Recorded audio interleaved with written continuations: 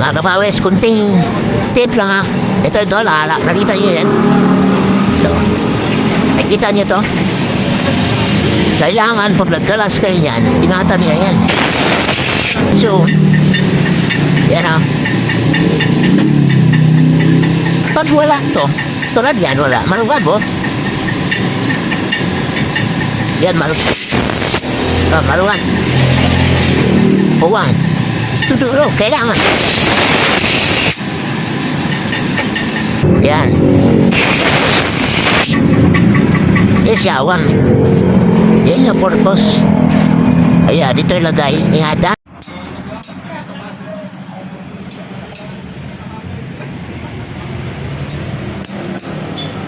So, mag-general overhaul tayo ng 220. So, kailangan natin ng mga original na bearing. Sigunyal side bearing, 6328. Nakasiparate yung mga original na bearing natin kaysa mga bearing dun sa mags. So, dito natin yung mga original na bearing. Okay, kailangan 6328. Dalawa. Tapos, yung input shop, output shop, 303. At saka 6004, 6303. 6303. Okay, mga original na bearing. At saka 6004. 6004. Mga urig bearing lalagay natin ha. Pagkatapos, dito naman tayo sa balancer bearing. Yung balancer bearing nito, dalawang klase yun eh. 6204, 6004. 6004.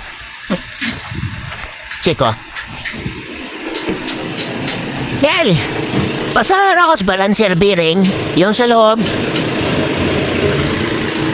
Kasi yung Cruiser 180 balancer bearing 6204 ito. 62. Ito yan, kaya siya. Ano yun? Ay, ito. Oo nga. 6204 at saka 6004. Dito yun sa output shop. Output shop to. 38 sabi. Tapos balancer rin. Ha? Balancer. Ito yung output shop. Ilang gali ah? Doon? Output shop to. 6204 lang pala sa kanya. Sa kuha lang ang balancer. Malalaman natin. Dahil. Tama. Ito yung output shop. 6004. Sakto. Lord. Alam mo. Thank you. Meron. 6204 lang. Kasi mayroong 6204 na balancer niya. Kasi dalawang klase yung 220 mga kapawis. Mayroong 6204, mayroong 604. Na kaya nakalagay dito sa dalawang klase yun na 6004, 604. So, nakalagay sa kanya 604 na balancer. Okay, 6204. Yan 604. Ibalik natin 6204. Okay, dito tayo 604.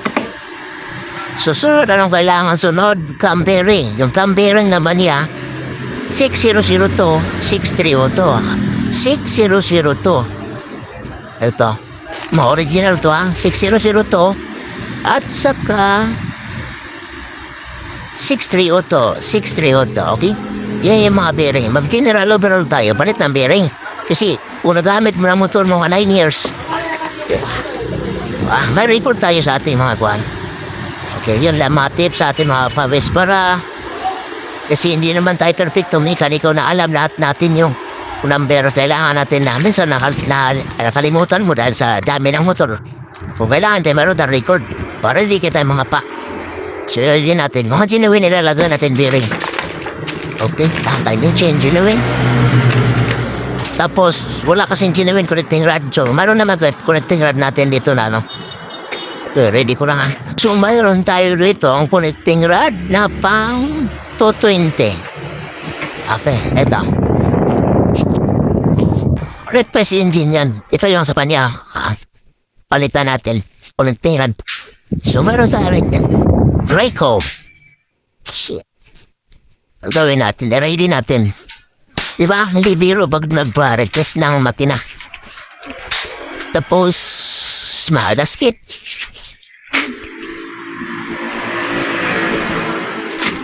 Ayan. Tapos pang 220 na. 220 na. Ay, ito. 220. Ay, pang 220. Tapos base na 220. Okay? Tapos center gasket niya. Center gasket. Ayun. Okay? So ito yung mga palitan ng kapawis, so lahat gasket, center gasket, base, magneto, clutch gasket, lead gasket lata, tapos pitagre, quarter pitagre. Ngayon side bearing, input output shaft, balancer bearing, chain guide, timing chain, tapos cam bearing, ito cam bearing, tapos connecting rod. Yan yung gagawin natin pag nag-refresh. Okay?